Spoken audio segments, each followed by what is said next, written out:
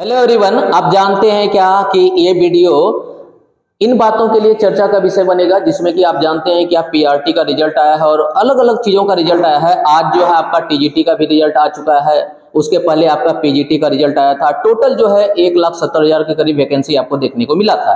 लेकिन हम लोग क्या है किसी और चीज़ का बात नहीं करेंगे, हम लोग यहाँ बात सिर्फ पीआरटी का करेंगे, क्योंकि जो रिजल्ट आया है उस रिजल्ट के पीआरटी में मतलब 1 to 5 क्लास का जो टीचर है, प्रारंभिक स्कूल का टीचर, उसके रिजल्ट में कुछ फेरबदल देखने को मिला है। मतलब जितना एक्सपेक्टेड था उस एक्सपेक्टेशन में मतलब उस अनुमान के आधार पर नहीं मिला, कुछ और ही रिजल्ट देखने को मिला।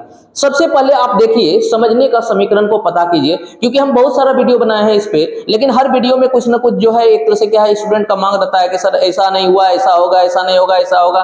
तो इस चीज के बारे में हम लोग खुल के यहाँ पे बात करेंगे। समझिएगा, एक तरह से क्या है कि पीआरटी का जो रिजल्ट आया है उस पीआरटी के रिजल्ट में जो वैकेंसी आया था वो वैकेंसी सिर्फ ऐसे विद्यार्थियों के लिए था जिनका अभी तक कोई जॉब नहीं है, फ्रेशर है। मतलब कि फ्रेशर कैंडिडेट जो है पीआरटी का फॉर्म भरना था उनको और जॉब लेना था और सरकार उन्हीं को जॉब देगी, इसीलिए वैकेंसी उतना निकाला गया था। यहाँ पे एक केस आ जाता है नियोजित टीचर का। जब वो राज्यकर्मी का दर्जा मांगते हैं तो सरकार बोलती है कि अगर आपको भी राज्यकर्मी का दर्जा चाहिए तो आप भी बीपीएससी का एग्जाम दीजिए और आराम से राज्यकर्मी का दर्जा मिल जाएगा।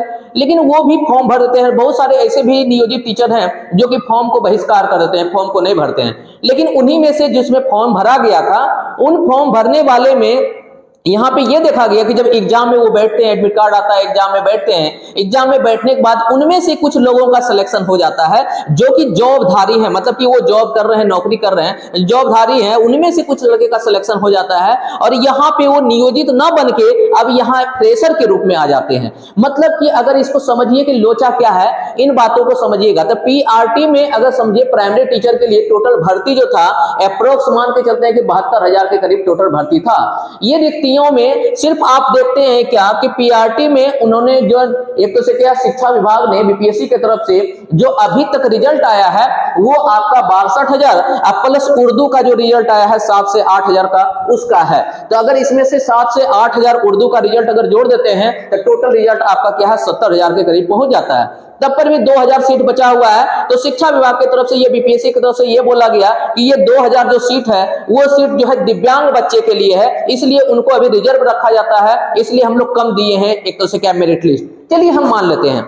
लेकिन बात यहाँ पे ये है कि अगर मान लीजिए कि 62,000 पीआरटी के वैकेंसी है तो ये पीआरटी के वैकेंसी में 62,000 सिर्फ उन कैंडिडेट को मिलना था जिनको अभी तक कोई जॉब नहीं था। लेकिन चूंकि बीपीएससी का फॉर्म जो है नियोजित टीचर भर चुके थे, उनका एडमिट कार्ड आ चुका था, इसलिए वो एग्जाम देने के लिए एलिजिबल है। अब वो एग्जाम जब दिए हैं तो एग्जाम में सिलेक्शन जो है ये 62,000 में उनका जो सिलेक्शन होता है वो 42,000 के करीब उन्हीं का सिलेक्शन हो जाता है। मतलब ऐसे कैंडिडेट का 42,000 के करीब सिलेक्शन हो जाता है। तो समझिए 60,000 में 62,000 में 42,000 अगर ऐसे कैंडिडेट का सिलेक्शन हो जाएगा तो बताइए जिनका जॉब है और वो फिर से सिलेक्शन ले रहे हैं, इसका मतलब ये कैंडिडेट खुद जॉब कर रहे थे, इसका मतलब एक फ्रेशर का जो सीट है वो सीट को ये खा चुके हैं। इसका मतलब फ्रेशर जो जॉब मिलना चाहिए था फ्रेशर को वो जॉब नहीं मिल पा रहा है। तो सरकार जो बोल रही है कि हम जो वैकेंसी निकाले हैं वो फ्रेशर के लिए निकाले हैं, इसका मतलब नियोजित को जिसको आप बीपीएससी के माध्यम से एग्जाम लिए इनका आपको अलग से मेरिट लिस्ट बनाना चाहिए था या इनको अलग से एक लिस्ट देना चाहिए था। आपको यहाँ पे फ्रेशर के लिस्ट में इनको शामिल नहीं करना चाहिए था। सबसे पहला दोष ये हुआ। दूसरा ये है कि विद्यार्थी जो है अलग स्टेट वाले को, क्योंकि यहाँ पे क्या है बिहार में समझते हैं क्या, यहाँ पे ये है क्या सदाबहार नगमे चल रहा है, मतलब कि जो भी सुनिए जो भी बोलिए सबके लिए बोलिए, सबके मतलब क्या है सबके हित में बात हो रहा है, मतलब अलग अलग स्टेट के हित में बात हो रहा है, मतलब अलग अलग स्टेट वाले भी यहाँ बिहार में आके एक तो से क्या है जॉब कर सकते हैं। लेकिन बिहार के स्टूडेंट अलग स्टेट में नहीं जा सकते हैं क्योंकि वहां रिस्ट्रिक्शन है, वहां एक तो से रोक है। लेकिन क्या है खैर ये एक तो से क्या सरकार का अपना नीति है, उस नीति के अनुसार वो वैकेंसी निकालती है। चलिए हम ये देख रहे हैं कि अदर स्टेट वाले का यहाँ पे ये देखा गया कि 15 से 18,000 के करीब अदर स्टेट वाले यहाँ पे सिलेक्शन हो गए हैं। इसका मतलब नियोजित टीचर और अदर स्टेट को मिला के आप देखिएगा तो टोटल का टोटल आपको 70,000 ऐसा सीट है, सॉरी 60,000 ऐसा सीट है जिसमें कि वो विद्यार्थी सिलेक्ट हुए हैं जिनको कि बिहार से या बिहार के फ्रेशर से कोई मतलब नहीं है। मतलब कि अगर इन तीनों सीटों को अगर 62,000 में आप घटाने का प्रयास कीजिएगा तो 62,000 में जब 60,000 घटाइएगा तो मात्र आपको 2,000 मिलेगा, और यही 2,000 सीट पे बिहार के छात्र जो हैं यहाँ पे सफलता मिला है। तो कहने का मतलब है कि बिहार के स्टूडेंट लाठी खा रहे हैं, डंडा खा रहे हैं, लेकिन उनको सिलेक्शन मात्र 2,000 पे मिल रहा है। मतलब 2,000 स्टूडेंट ही पीआरटी में सिलेक्ट हो पा रहे हैं। और इसमें से कुछ ऐसे भी स्टूडेंट हैं जिनको क्या है कि इन स्टूडेंट में आप देखिएगा 2,000 में भी ऐसे स्टूडेंट हैं जिसमें आप देखिएगा क्या है कि वो टीजीटी किए हुए हैं और वो पीआरटी में क्वालिफाई किए हैं, वो पीजीटी किए हुए हैं, वो पीआरटी में क्वालिफाई किए हैं। इसका मतलब इसमें से ही बहुत सारा कैंडिडेट ऐसा मिलेगा जो कि पीजीटी और टीजीटी वाले हैं। अगर उनको पीजीटी में जॉब हो जाता है, उनका टीजीटी में भी जॉब हो जाता है, मतलब एक एक स्टूडेंट का 3 जगह जॉब हुआ है, किसी एक जगह वो जॉब लेंगे तो एक जगह जॉब लेने के बाद उनका क्या होगा, किसी एक जगह ही रहेगा, बाकी बात पूरा सीट खाली हो जाएगा। और ये पूरा सीट खाली हो जाने के बाद, क्योंकि यहाँ पे सरकार के माध्यम से ये भी आपको मिला हुआ है, अगर ये सीट खाली हो जाती है तो हम लोग वेटिंग लिस्ट निकालेंगे। पहले ये बोला गया था कि हम लोग क्या है वेटिंग लिस्ट निकालेंगे, लेकिन अब सरकार आज का ही न्यूज है कि अब वेटिंग लिस्ट ना निकाल के हम लोग जो है अभी मेरिट लिस्ट निकालेंगे, मतलब मेधा सूची निकालेंगे।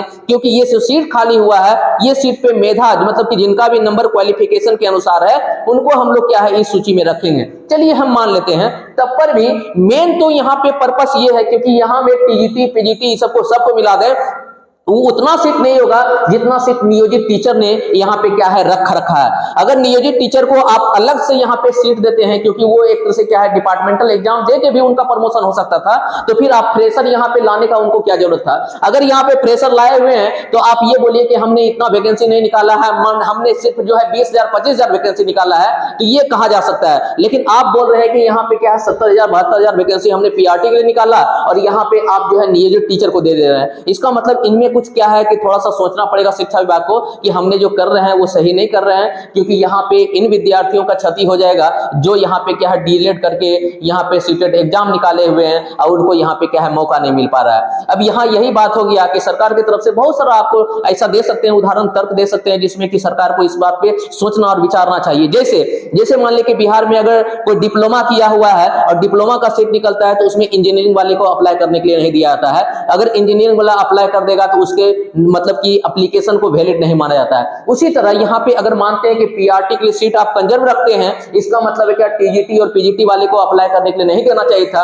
आपको क्या है नियोजित टीचर के लिए अलग से आपको एग्जाम लेना चाहिए था, ताकि ये जो सीट टोटल का टोटल होता वो क्या है कि पीआरटी वाले के लिए क्या है वैलिड हो जाता। इसलिए पीआरटी वाले के लिए क्या है फिर से एक तरह से क्या है मेरिट लिस्ट निकलना चाहिए। उसमें हम लोग का मांग एक ही है कि नियोजित टीचर को आप बाहर कीजिए और नियोजित टीचर की जगह पे जो फ्रेश वैकेंसी है उसके जगह पे बिहार का जो स्टूडेंट है, जो फ्रेशर है, जो क्या है क्वालिफाइंग मार्क्स से ज्यादा लाए हुए हैं, उनको आप सिलेक्ट कीजिए। क्योंकि ये मौका है, इस मौका में आप जो है उसको धोखा नहीं दे सकते हैं, क्योंकि हमने यही बोला है कि रिजल्ट नहीं ये धोखा है, आवाज उठाओ अब भी मौका है। तो जब तक ये रिजल्ट एक तो से क्या लोगों के बीच में आवाज नहीं उठेगा तब तक इस तरह का सरकार करती रहेगी। और हम चाहते हैं कि अभी अगर सुधार की प्रक्रिया अभी से स्टार्ट हो जाए तो इन चीजों में जरूर आपको सुधार देखने को मिलेगा। अगर ये सुधार नहीं मिलता है तो फिर सरकार को ये बात नहीं बोलनी चाहिए कि हमने जो है 2.25 लाख वैकेंसी निकाला। सरकार को ये बोलना चाहिए कि हम जो है 1 लाख वैकेंसी निकाले और 1 लाख वैकेंसी में सिर्फ 50,000 सीट फुल हो रहा है। इसका मतलब है क्या कि इन बातों पर अगर ध्यान जाए तो ध्यान अगर देने पे आपको पता चलेगा